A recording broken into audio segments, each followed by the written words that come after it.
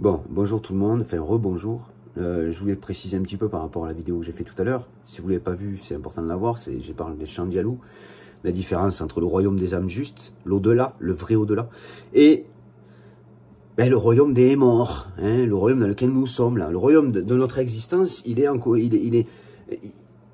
autour de nous siègent les âmes déchues. Pour bien que vous ayez conscience quand même, les âmes déchues, les âmes qui ne sont pas dans la justesse d'esprit. D'accord? Vous savez, en fait, ce qu'il faut comprendre, c'est que beaucoup d'hommes, après s'être incarnés, et de femmes, ont jugé, une fois incarnés, jugent la création. Ils se prennent pour Dieu. Sauf que pour être un bon juge, il faut être juste. Hein. Et pour être juste, il faut être en accord avec Dieu. Parce que seul Dieu est bon et juste. D'accord?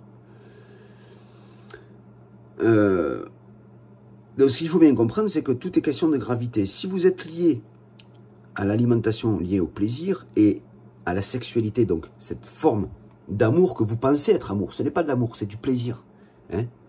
Quand vous avez une relation sexuelle, ce qui s'échange entre vous, là, le moment que vous vivez, c'est un moment de plaisir. C'est pas un moment d'amour, c'est faux.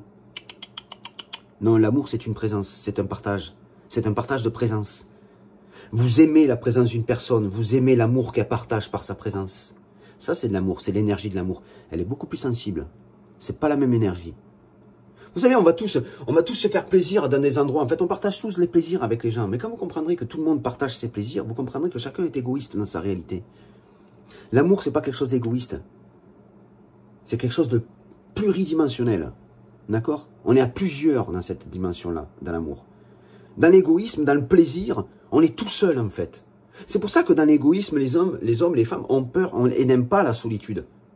Pas forcément certaines femmes, parce qu'il y a beaucoup de sorcellerie. Autant de femmes que d'hommes qui font de la sorcellerie. Parce qu'ils sont connectés au royaume des morts, au royaume des âmes qui ont déchu, au royaume des âmes déchues. Ils n'ont aucun chemin spirituel. Et ils pensent qu'ils ont accès au royaume de l'au-delà, au Shandialou. Mais le Shandialou, c'est un champ où il faut perdre la gravité énergétique terrestre liée au plaisir charnel et gustatif pour pouvoir lâcher la gravité, lâcher du lest et pour pouvoir monter aux cieux et accéder au royaume des cieux, là où trônent et siègent les âmes des justes. Les âmes justes sont légères de péché. Elles sont grandes en bonté. Elles sont grandes en justesse. Elles sont à l'équilibre.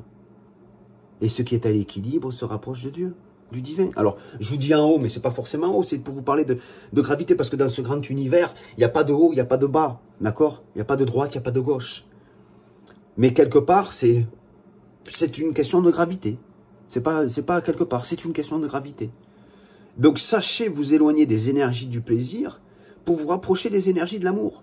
Alors, c'est pas évident quand on est lié aux énergies de plaisir, hein, parce que quand on est lié aux énergies de plaisir, on a tendance à juger avec égoïsme cette réalité, puisque nous nourrissons le corps par égoïsme, par uniquement ce contact énergétique.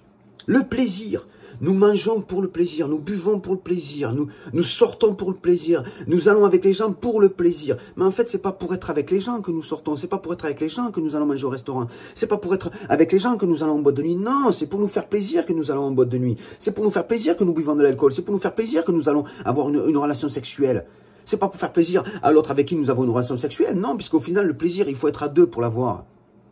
Vous savez, et quand je dis et que je précise que dans le Coran, il est bel et bien écrit que la fornication, désolé, j'ai dit four, mais c'est la fornication est interdite et qu'il est recommandé de se masturber parce que la masturbation n'est pas interdite. Vous pouvez prendre du plaisir tout seul. C'est pas un problème.